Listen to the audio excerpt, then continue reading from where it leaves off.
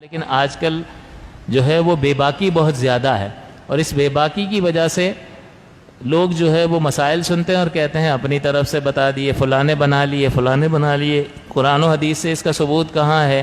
ہر چیز کا ثبوت قرآن سے نہیں ہوتا، بلکہ قرآن جو ہے اصولی کتاب ہے اور اس کا بیان نبی اکرم صلی اللہ علیہ وسلم کی مبارک احادیث سے ہوتا ہے، آپ کے مبارک طرز عمل سے ہوتا ہے، یا نبی اکرم صلی اللہ علیہ وسلم کے سامنے لوگوں نے کوئی عمل کیا اور حضور نے اس پر خاموشی اختیار کی تو اس کو حدیث تقریری کہتے ہیں، اس سے چیز ثابت ہوتی ہے۔ جیسے آپ غور فرمائیے کہ اللہ تعالیٰ نے قرآن عظیم میں حکم دیا اقیموا الصلاۃ، نماز قائم کرو، تو کہاں نماز کی کتنی رکعتیں ہیں معلوم ہے؟ قرآن میں ذکر ہے اس کا؟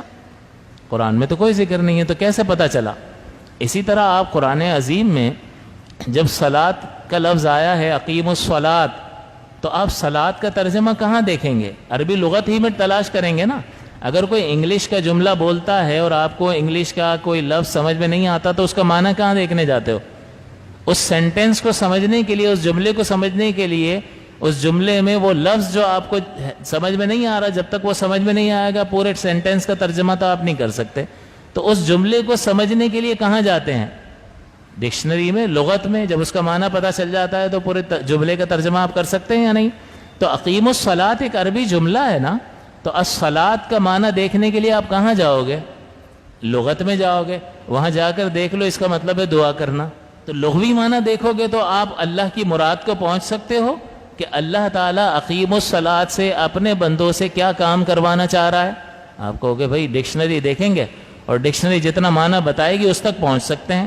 باقی مراد الہی اگر کچھ اور ہے اور شریعت نے الصلاۃ کا معنی کوئی تبدیل کیا ہے تو وہ تو اللہ کے رسول بتا سکتے ہیں۔ پھر نبی کریم فرماتے ہیں صلو کما رأیتمونی اصلی، کہ تم نماز پڑھو جیسا کہ مجھے نماز پڑھتا ہوا دیکھتے ہو۔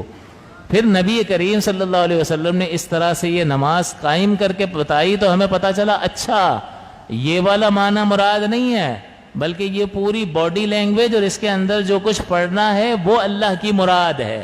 اللہ تعالیٰ لفظ الصلاۃ سے اپنے بندوں سے یہ والا کام کروانا چاہتا ہے، تو یہ آپ کو ڈکشنری نہیں بتائے گی۔ کس نے بتایا؟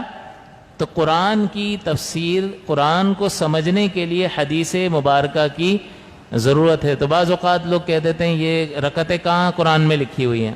تو بھائی قرآن میں تو لکھی ہوئی نہیں ہے، آپ جو پڑھ رہے ہو یہ دوسری چیزوں کے بارے میں، سنتوں کے بارے میں کسی نے سوال کیا کہ یہ کہاں قرآن میں لکھا ہوا ہے، تو میں نے اس سے پوچھا کہ ظہر کی 4 رکعتیں کہاں قرآن میں؟ جو فرض آپ پڑھ رہے ہو نا، فرض تو پڑھ رہے ہو نا، وہ کہاں قرآن میں لکھا ہے؟ پہلے وہ مجھے بتا دو۔